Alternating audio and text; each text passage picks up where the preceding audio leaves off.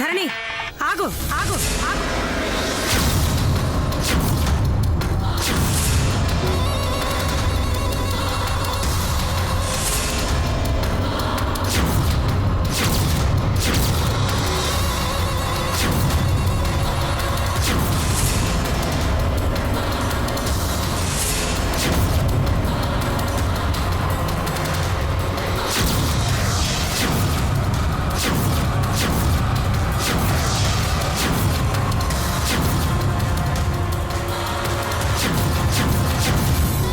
ఇప్పుడొచ్చింది. ఇప్పుడు చేం ప్రయోజనమే ముసల్దానా? కావాలని ఆలస్యం చేసి అంతా అయిపోయాకొచ్చింది. ఏం తెలివితేటలేనివి. సప్తపది సగంలో ఆగకూడదు. ఏయ్ ఆపవయ్యా, ఇదో పెళ్ళి దానికో విలువ.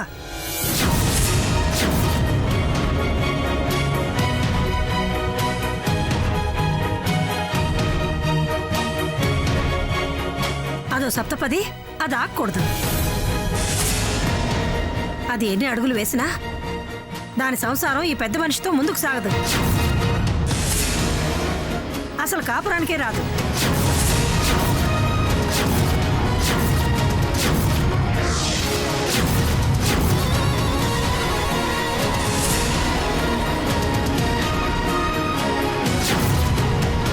సగంలో ఆగకూడదుట, సగంలో. అమ్మా ఏంటా మాటలు? మాటలేంటే మాటలు? పూర్తిగా దగా చేశాడు. నేనెన్నిసార్లు నెత్తి నోరు మొత్తుకొని చెప్పినా కాదమ్మా, ఆయన గారు హరిశ్చంద్రుడు, అపర శ్రీరామచంద్రుడు అంటూ ఏకపత్ని వ్రతుడు, నేనే సీతామహాతల్లిని అంటూ నాకు మాత్రమే భర్త. నాకంత నమ్మకం ఉంది, ఇంత నమ్మకం ఉంది. నేనెంతగా అభిమానిస్తున్నానో, నా ప్రేమకు 100 రెట్లు ప్రేమ వారికి నా మీద ఉంది. నా విశ్వాసం నిజం, నా కృతజ్ఞతకు విలువిస్తాడు అని నా మాటలు పెడిచేవని పెట్టావు కదే. సమాధానం చెప్పమనవే ఆయన గారిని.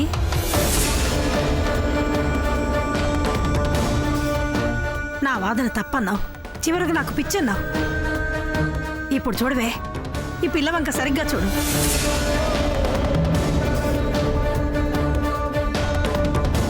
ఈ అమ్మాయి ఎవరో ఆ మహారాజా వారిని అడుగు.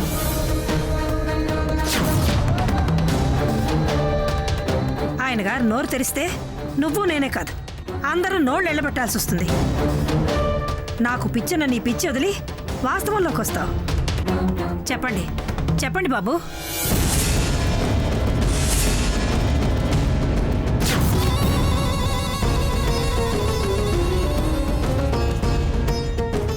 ఆదిత్యవర్మ గారు, ఈ అమ్మాయి ఎవరు?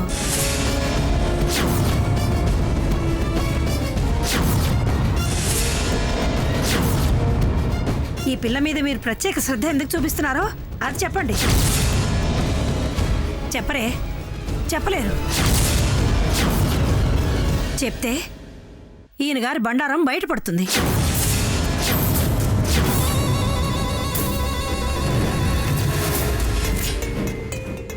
ఆయన చెప్పకపోయినా పర్వాలేదు. అయినా నువ్వింకా నన్నే తప్పు పట్టి ఈయన వెనకాల అడుగులేస్తే అవి తప్పటడుగులు అవుతాయే. నీ నెత్తిన బండ పడుతుంది, నీ బతుకు చితికిపోతుంది, నీ భవిష్యత్తు చిందరవందరవుతుంది. జీవితకాలం నీకు మాకు దుఃఖం మిగులుతుంది. వద్దే, వద్దు ధరణి. ఇంకా అతనితో కలిసి ఒక్క అడుగు కూడా వేయడానికి వీల్లేదు.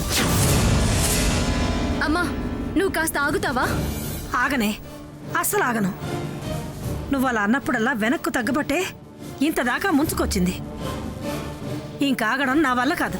అతను నిజం చెప్పాక ఎలాగో విడిపోవాల్సిందే. అతని భారీగా బతకొచ్చు అనగలిగేదైతే మళ్ళీ వేద మంత్రాల మధ్య వేద పండితులతో నీ చేత నడిపిస్తాను. అతన్ని నిజం చెప్పమను. నాది తప్పైతే ప్రాయశ్చిత్తం చేసుకుంటాను. ప్రతి అపచారానికి ఏదో ఒక ఉపచారం ఉంటుంది, అది చేయించి ముందుకెళ్ళచ్చు.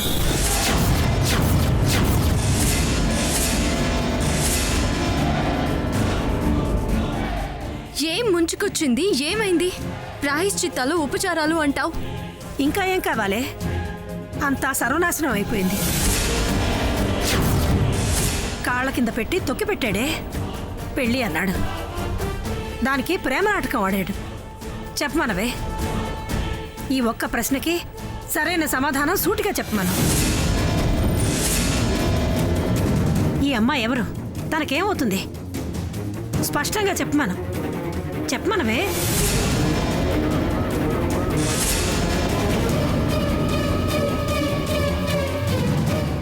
అతను ఇప్పుడు చెప్పబోయే సమాధానమే నేను ఇంతకాలం ఎందుకు భయపడ్డానో తెలియజేస్తుంది. వద్దు ధరణి, ఇతన్ని ఎందుకు పెళ్లి చేసుకోవద్దన్నానో అది తెలుస్తుంది. ఎందుకు ఈయన గారిని అన్నిసార్లు నిలదీయాల్సి వచ్చిందో అర్థమవుతుంది. నాకు అనుమానం ఎందుకు కలిగిందో నీకు తెలిసి వస్తుంది. చెప్పమనవే, ఈ భవిష్య ఎవరో దాచకుండా అబద్ధాలాడి దాటేయకుండా చెప్పమనవే.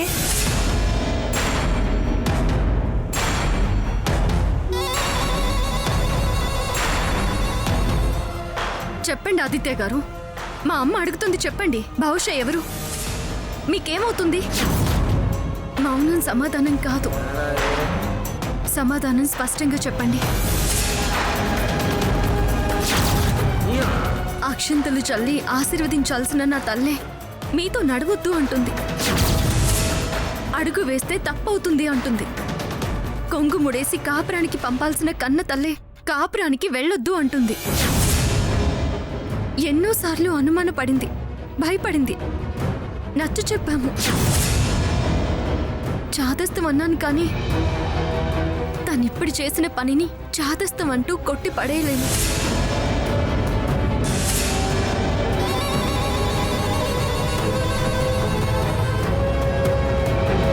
ఎందుకంటే చరిత్రలో ఎక్కడా ఏ తల్లి చేయని పని నా తల్లి చేసింది. తనకు నా మీద ఎంత ప్రేమ ఉందో నాకు బాగా తెలుసు. తను నా కోసం ఎంత తపన పడిందో, తాపత్రయపడిందో పూర్తిగా తెలుసు. తను మా జీవితాల గురించి ఎన్ని కలలు కంటుందో తెలిసిన దాన్ని. ఆవిడ తెగింపుకి బలమైన కారణం ఉంది, అందులో ఏ అనుమానమూ లేదు. అందుకే అడుగుతున్నాను. పచ్చటి తోరణం కట్టిన చోట పసుపు బట్టల్లో ఉన్న మనల్ని ముడేసిన బ్రహ్మముడిని విప్పి ప్రశ్నిస్తుందంటే ఖచ్చితంగా ఆ ప్రశ్న వెనుక ఏదో బ్రహ్మ రహస్యం ఉంది అనిపిస్తుంది.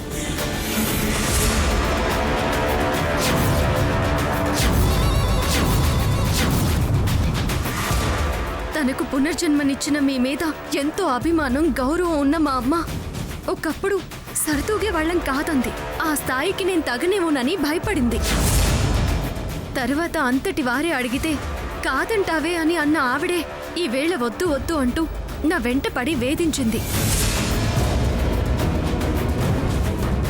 అయినా పిచ్చి తల్లి, పిచ్చి అనుమానం అని మీ మీదున్న విశ్వాసంతో కాదనుకుని ముందుకొచ్చాను. ఇప్పుడు కూడా తన మాటల్ని నమ్మకపోతే రక్త సంబంధాన్ని అవమానించిందని అవుతాను. మా అమ్మ అడిగేదానికి సమాధానం చెప్పండి.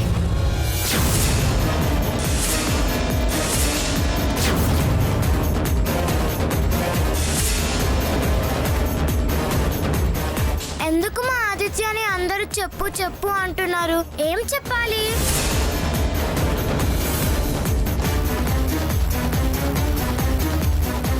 చెప్పాదిత్య, వాళ్ళు ఏం చెప్పమంటున్నారో చెప్పు. భవిష్య, నువ్వు మాట్లాడుకో. పసిపిల్లని కంట్రోల్ చేయడం కాదు, ఆవిడ మా అమ్మ కంట్రోల్ కావాలంటే, మిమ్మల్ని ఇంకొక మాట అనకుండా ఉండాలంటే మీరు సమాధానం చెప్పాలి. చెప్పండి, తను మీకేమవుతుంది?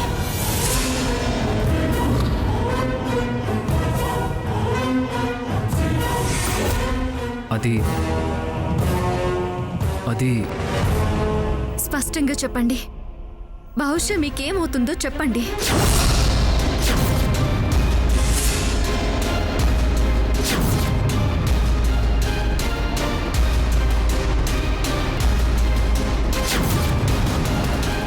కూతురు అవుతుంది.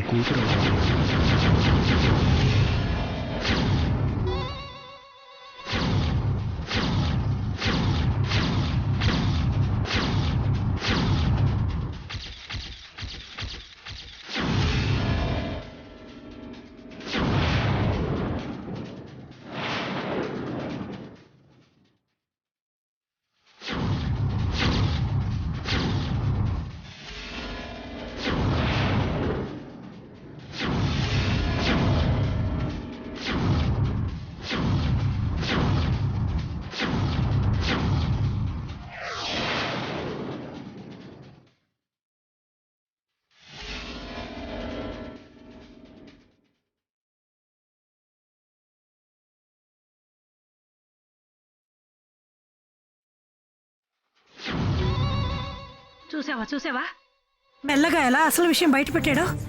నా అనుమానం నిజం. ఇప్పుడైనా చెప్తాడో దాస్తాడో అనుకున్నాను. మొత్తానికి చెప్పాడు. నా మాట నిజం అనే ఆధారాలు ఇవిగో చూడవే, నువ్వే నీ కళ్ళతో చూడు.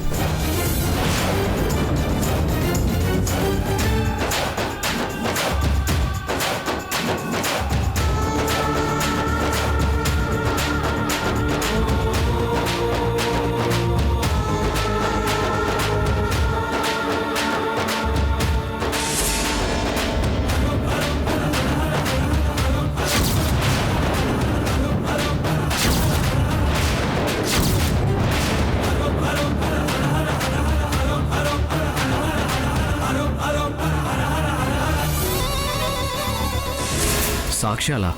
ఏంటవి? ఆ కరవాల పూజప్పుడు ప్రమాదం జరిగింది అంటూ పూజ కన్నా ముఖ్యం అంటూ పరిగెత్తారే, అప్పుడు తమరు హాస్పిటల్లో నా కూతురు అంటూ చేర్పించిన కాగితాలు, చేసిన సంతకాలు.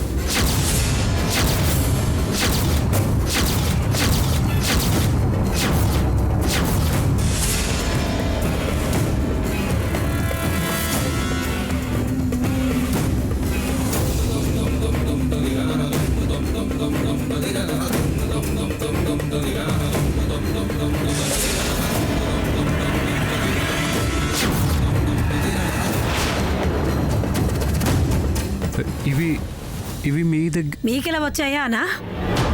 వస్తాయి. అన్ని సమయం వచ్చినప్పుడు వాటంతటవే బయటపడతాయి. ఎన్ని అబద్ధాలాడినా నిజం దాగదు. తప్పకుండా బయటపడి తీరుతుంది. అలాగే ఇవి నా దగ్గరికి వచ్చి చేరాయి.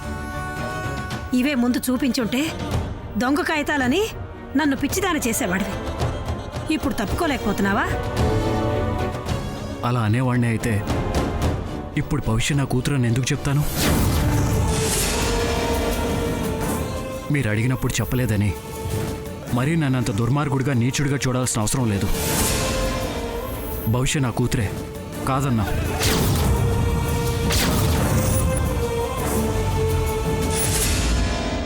కానీ వద్దు వద్దు.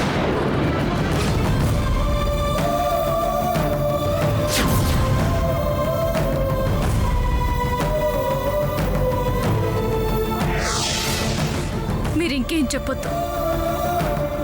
మీ నుంచి మంచి సమాధానం వచ్చింది. నన్ను గొప్పగా మోసం చేశారు. ధరణి, అలా అనొద్దు. నన్ను పూర్తిగా చెప్పనివ్వు ధరణి.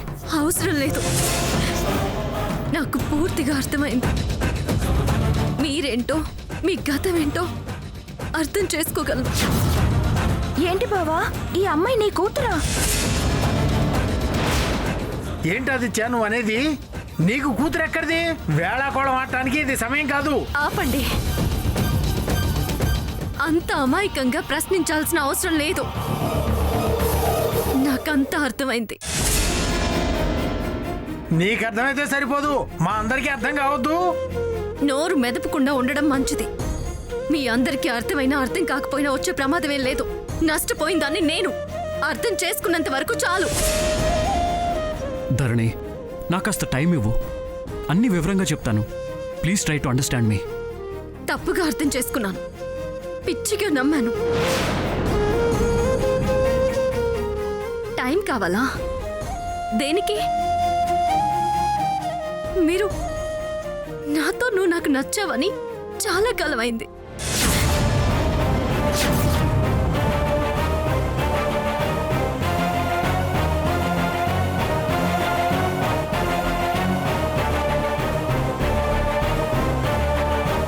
చెప్పాలని మీ మనసులో ఉంటే చాలా అవకాశాలు వచ్చాయి.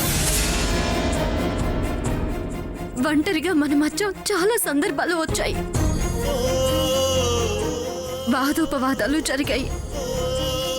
మొక్కులు తీర్చాను, పరీక్షలు నెగ్గాను. మీకోసం ఎన్నో కష్టమైన వ్రతాలు చేశాను, పూజలు చేశాను, ఉపవాసాలున్నాను, దీక్షలు చేశాను.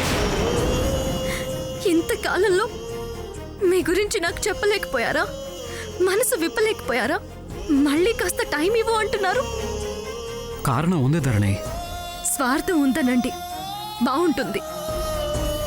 స్వార్థం కాదు, భయం. అబద్ధం.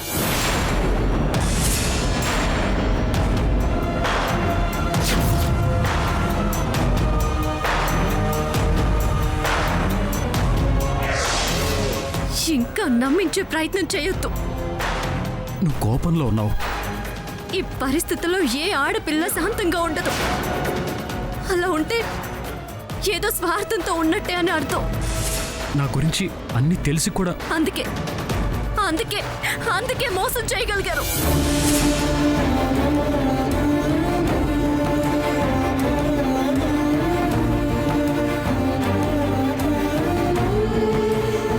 నేను మోసం చేయాలని ఎప్పుడూ అనుకోలేదు, అనుకోను కూడా. కాలం అనుకోలేంచుగా ఆగాల్సి వచ్చింది. కాలం నిలదీస్తుందిగా. ఇప్పుడు చెప్పండి. అందరిలో చెప్పే విషయం కాదు.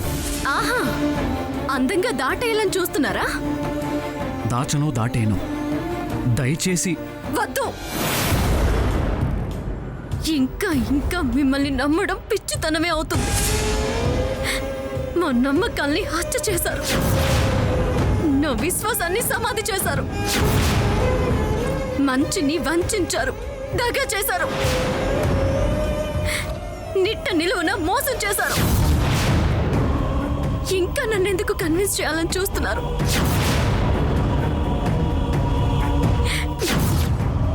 ఛీ, సిగ్గుగా ఉంది. ముఖం చూడాలంటేనే భయం వేస్తుంది. ఓ అమాయకత్వం అనుభవించలేని శిక్ష, భరించలేనంత బాధ.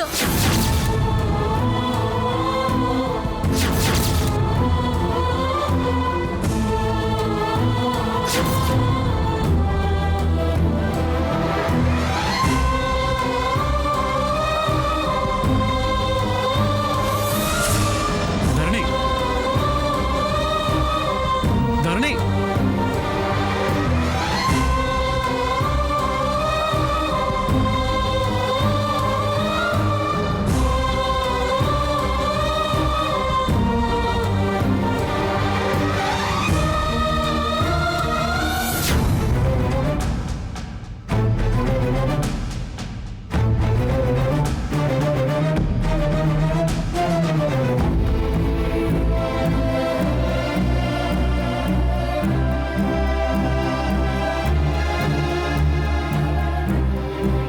ధరణి,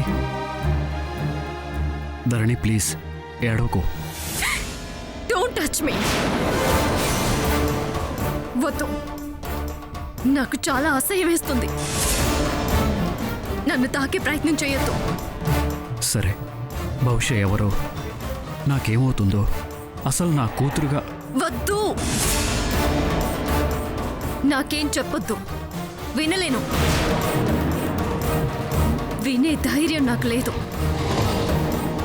విని తట్టుకునే శక్తి అంతకన్నా లేదు. చెప్పమనేది నువ్వే, చెప్తానంటే వద్దనేది నువ్వే. నేనేం చేయను? ఇంకా చెప్పేదేంటి? కూతురన్న మాట చాలు. మీ గతం పూర్తిగా తెలిసిపోతుంది.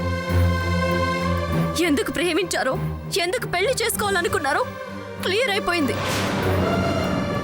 అడిగామని చెప్పడం, అది విని నిర్ణయాలు మార్చుకోవడం, కొత్త కొత్త ఆలోచనలకి, కొత్త అర్థాలకి, అపార్థాలకి చోటిస్తాయి.